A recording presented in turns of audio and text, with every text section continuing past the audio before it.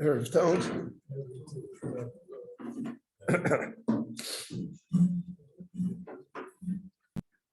The parsha begins, Vayelech Moshe. Moshe went. So where did he go?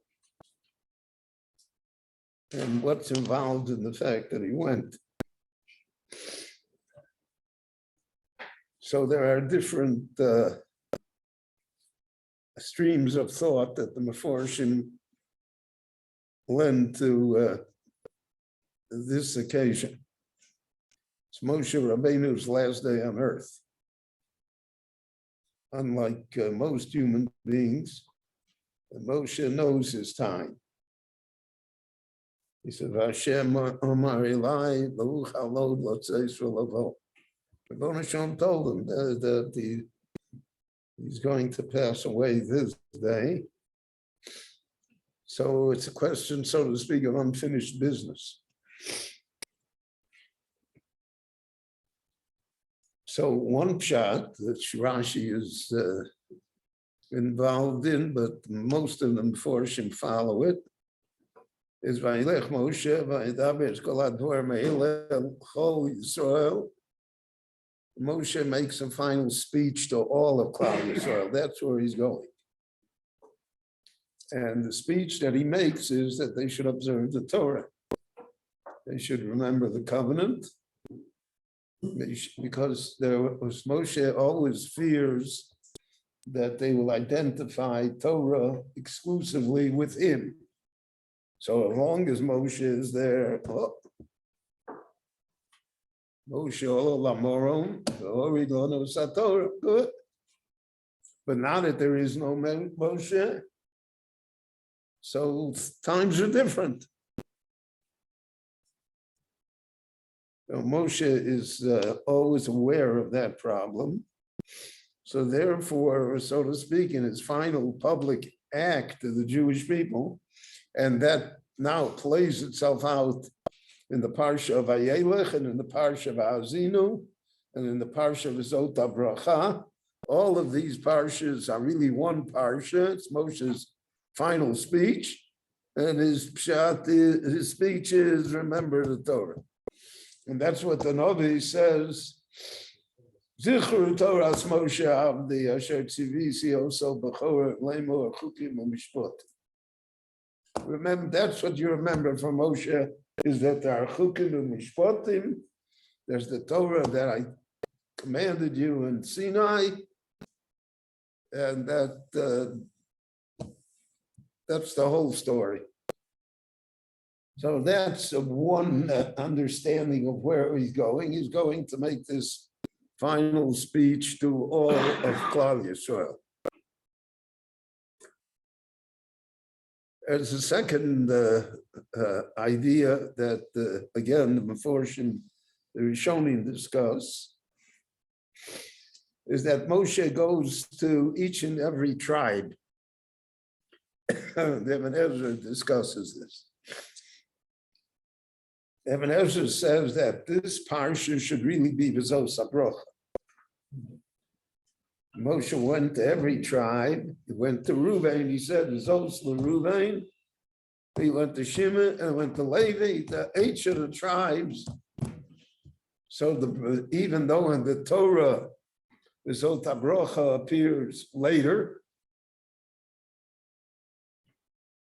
and it is interrupted, so to speak, by Hazinu, which comes in the middle. The Ibn Ezra says that that's what Moshe did. He went to each and every tribe, and he gave them their individual brachot and the prophecy regarding their future. And therefore, the speech could not be a general speech because everything that he said in the Sota Bracha is, so to speak, individualistic. It's not general, it's particular.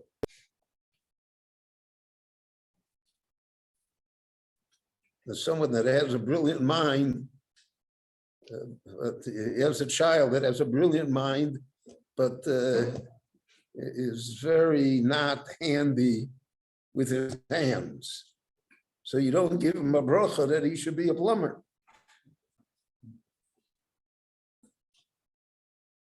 You have to fit the bracha, so to speak, to the person that you're giving it to. That's why in our time people say, I'm going to get a bracha. Most brachas are general. Should live long, should be healthy, should be prosperous. Is that really a bracha for you? The Gemara says, for instance, that Avraham Avinu was supposed to live to 180, like Yitzchak did. He only lived to 175. The Rebbeinu Shalom took him away 5 years earlier, so that he shouldn't have to see what Esau was going to do. So living to 180 would not be a bracha.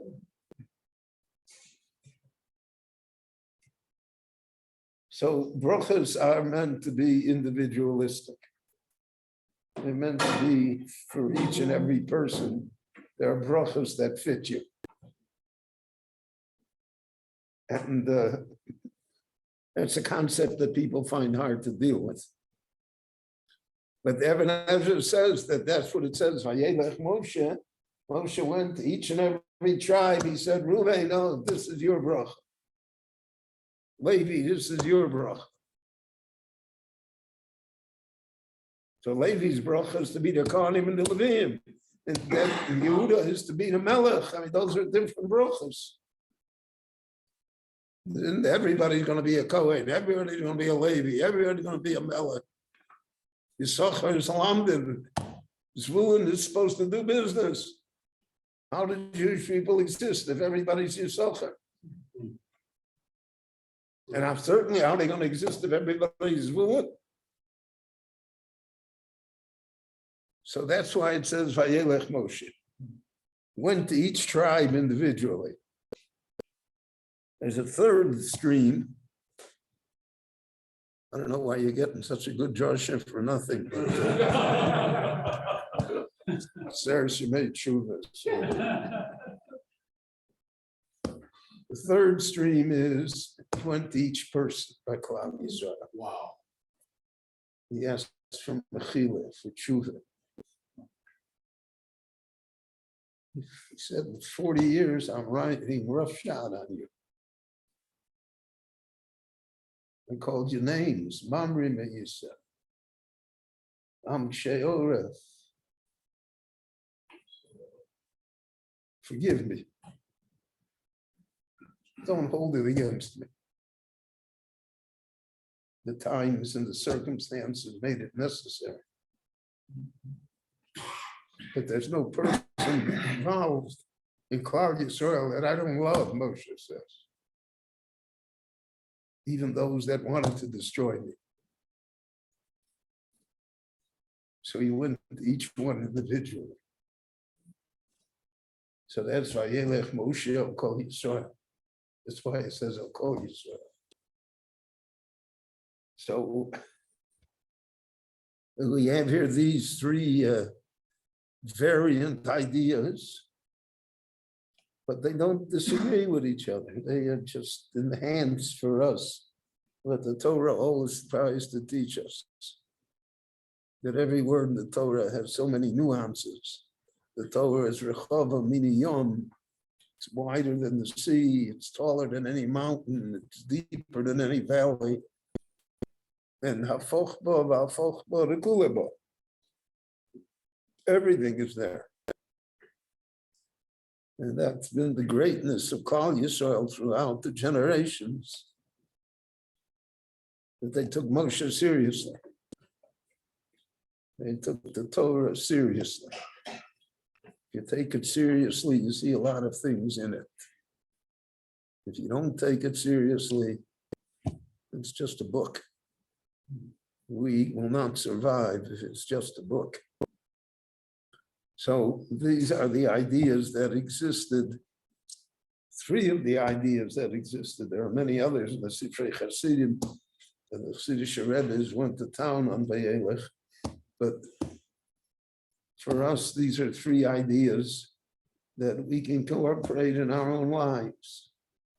The general idea, the particular bracha, every tribe individually, every family individually, and every person individually, because Moshe has something to say to all of us. Rabbi Hanania ben Akash Omer, Rotzak HaRiboruch Hu L'Zakos, Es Yisrael, L'Chizak Hir B'Lahem Torah Mitzvos, Shenem Radhanoi Chafetz Aman Tzidko Yagdil Torah